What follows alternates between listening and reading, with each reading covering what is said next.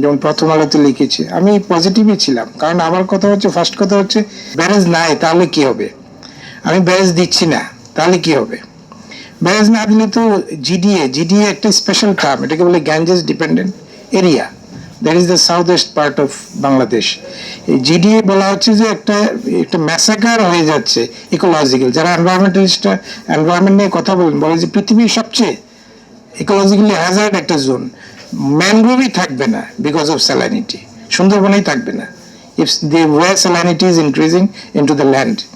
আমাদের কাছে স্পষ্ট তথ্য আছে, ফারাক্কা ব্যারেজ দেওয়ার আগে স্যালাইনিটি এটুকু ছিল, এখন এটা ঢুকে এখানে চলে গেছে। আমার একটা জার্নাল আর্টিকেল আছে যে আমি খুলনা, যশোর, বাগেরঘাট এই অঞ্চলগুলোতে অল্টারনেট ওয়াটার সাপ্লাই নিয়ে আমি একটা গ্রেট বড় ইনভেন্টরি তৈরি করে বোঝার চেষ্টা করেছিলাম কি হচ্ছে। দেখা গেছে যে 90% ভিলেজ ইয়েতেই টিউবওয়েলে কোনো ফ্রেশ ওয়াটার আসে না। তাহলে কি কাজ করতেছে এগুলো? এগুলো সব এনজিওরা কাজ করে, এনজিওদের থ্রুতে ছোট ছোট ডিসেলিনেশন প্ল্যান্ট, রেইন ওয়াটার হারভেস্টিং, মটকা, তারপর পন্ডস অ্যান্ড ফিল্টার, আমরা বলি পিএসএ, লম্বা একটা লিস্ট করেছিলাম, মার ম্যানেজ অর্থাৎ accept few special pocket of fresh water, there is no fresh water. ঠিক আছে, তাহলে এটা তো একটা সলিউশন লাগবে। আমার কাছে আমি ফারাক্কাটা, আমি পদ্মা ব্যারেজের কথা কেন ভাবছি, আমি ভাবছি কারণ আমার উপরে একটা hegemony, water hegemony instrument Farakka হয়ে গেছে। এখন অনেকে ব্যাপারে লেখেন যে ইন্ডিয়াতে ফারাক্কার বিরুদ্ধে আন্দোলন আছে, তাহলে আমার একটা বিকল্প লাগবে। বিকল্প আসলে ব্যারেজ ছেড়ে তেমন কোনো ভালো বিকল্প নাই। এর আগে একটা বিকল্প করা হয়েছিল যে গড়াইয়ের মুখকে খনন করে এদিক দিয়ে পানি ডাইভার্ট করার চেষ্টা করা, এটা বেশ কয়েকবার হয়েছিল, কিন্তু এটা খুব একটা এফেক্টিভ হয় নাই। ঠিক আছে, তাহলে এটা খুব একটা এফেক্টিভ না, হাজার হাজার কোটি টাকা খরচ করা হয়েছে, বাট খুব একটা এফেক্টিভ হয় না। এটা অলমোস্ট ইম্পসিবল। ডাইসিনে পানি না থাকে, পানির লেভেল যদি উপরে না থাকে, কারণ গড়াইয়ের তলাটা যেখানে, তার নিচে গঙ্গার পানি চলে যাবে, গঙ্গার পানি ডুববে কিভাবে? ঠিক আছে, আর এটা তো ইম্পসিবল, তখন তো অনেক নিচে চলে যায়।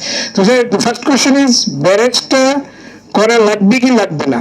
আমি দেখি যে ব্যারেজ করা ছাড়া কোনো গতি নেই। অনেকেই লিখে, মানে পত্রিকাতে খুবই আপত্তিজনক কথা, যে প্রকৌশলীরা বানাচ্ছে, আর এটা তো নর্মাল প্রকৌশলী না, এটা ওয়াটার প্রকৌশলী। যেমন আমরা সিল্ক ফ্লাশিং বলে একটা টেকনোলজি এটাতে অ্যাড করা হয়েছে, আপনি কি দেখেছেন? সিল্ক ফ্লাশিং একটা মডার্ন টেকনোলজি, যে আর্টিস্টিনের সিল্কে কভার ফ্লাশ করে নেওয়া যায়। ফিশ ল্যাডার বলে একটা টেকনোলজি আবিষ্কার হয়েছে। ফিশ ল্যাডার মানে হচ্ছে একটা করিডোর থাকবে খুবই উইন্ডি ওয়েতে, স্লো ভেলোসিটিতে, ওই দিক দিয়ে ফিশ নর্মাল ওয়েতে উপরে নিচে মুভমেন্ট করবে, এটাকে বলে ফিশ ল্যাডার, ফিশ করিডোর। তারপর হচ্ছে নেভিগেশন লক। নেভিগেশন লক আপনি শুনে দেখতে পারেন, কোথায় শুনেছেন? মনে করেন পানামাতে আছে, পানামা ক্যানেলে আছে, যেটা হলো পানামা ক্যানেলের এই পাশে এবং ওই পাশে পানির উচ্চতা একটা হিউজ ডিফারেন্স আছে। পদ্মা ব্যারেজে রাখা হয়েছে, কিন্তু এটা মানে হচ্ছে যে ব্যারেজের গেট বন্ধ থাকলে দুই পাশে পানির উচ্চতা পার্থক্য হয়ে যাবে, তখন যদি শিপ চলাচল করতে পারে, নেভিগেশন লক করা হয়েছে। সিলটেশন কি বলা হচ্ছে? সিলটেশন হবে। সিলটেশন তো বাংলাদেশে হবে, কারণ এটা একটা ডেল্টা। ব্যারেজটা না থাকলেও এখানে নদীতে সিলটেশন হবে, সিলটেশন হবে। তো যেটা হচ্ছে, তারপরে আমি বলবো যে অবভিয়াসলি দেয়ার আর চ্যালেঞ্জেস, কিন্তু আমি এটা না করার পিছনে কোনো যুক্তি দেখি না। আচ্ছা, আর বেনিফিটের কথা বলেছেন, আমি বারবার বলছি যে it should be multipurpose project. You can have rail, এটার মধ্যে রেল যাবে।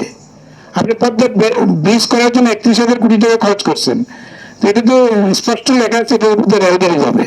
নেক্সট হচ্ছে, আমি ওই যে বললাম তথ্যের অভাব আছে, third bridge exactly in the mid point, এটা শুধু ব্রিজ হিসেবেই তো এটা 20,000 কোটি টাকা আপনি অ্যালোকেট করে দিতে পারেন।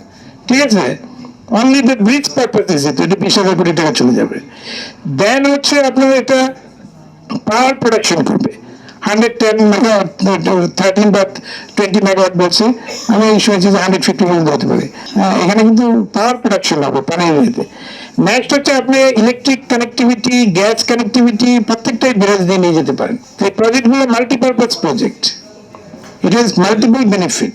এটা ব্রিজ হিসেবে কাজ করবে, এটা রেল রোড হিসেবে কাজ করবে, এটা পাওয়ার প্রোডাকশন করবে, এটা ইলেকট্রিসিটি গ্যাস পাইপলাইন ইয়ে হবে, আর এটার এনভায়রনমেন্টাল কনসিকুয়েন্সটা কমানোর জন্য নেভিগেশন লক আছে, এটাতে ফিশ লেয়ার আছে।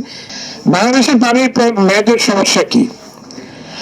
বাংলাদেশের পানির মেজর সমস্যা হচ্ছে সিজনালিটি। সিজনালিটি মিনস যখন দরকার নাই তখন বেশি আছে, যখন দরকার তখন পানি নেই। 80% প্রেসিপিটেশন হয় 6 মান্থে, 6 মাসে হয় 80% বৃষ্টি, আর বাকি 20% হয় বাকি 6 মান্থ। তাহলে এই যে পানি একবার আছে একবার নাই, আমার মেইন পারপাস হচ্ছে মনসুনের পানিটাকে ধরে রাখা, এটুকু করতে পারি। অ্যাকর্ডিং টু সার্ভিস কেউ এটা ক্লিয়ারলি বলতে বলবে 5 to 10% পানি ধরে রাখতে পারলে আমার কোনো পানির দরকার নেই। কিন্তু ধরে রাখার জন্য অত্যন্ত চমৎকার একটা পদক্ষেপ নিয়েছিলেন জিয়া, মহামান্য রাষ্ট্রপতি জিয়ার সময়, জিয়াউর রহমানের সময়, সেটা হলো খাল খনন কর্মসূচি। তখনকার একজন মন্ত্রী ছিলেন, মন্ত্রীর নাম হচ্ছে doctor BM Abbas. He was a great water expert. তিনি বিয়েও করেন নাই, বিয়ে শাদী করেন নাই। তিনি বঙ্গবন্ধুর আমলেও কাজ করেছেন, ইয়ের আমলেও কাজ করেছেন, পরবর্তী সবাই হি ওয়াজ অ্যাকসেপ্টেড।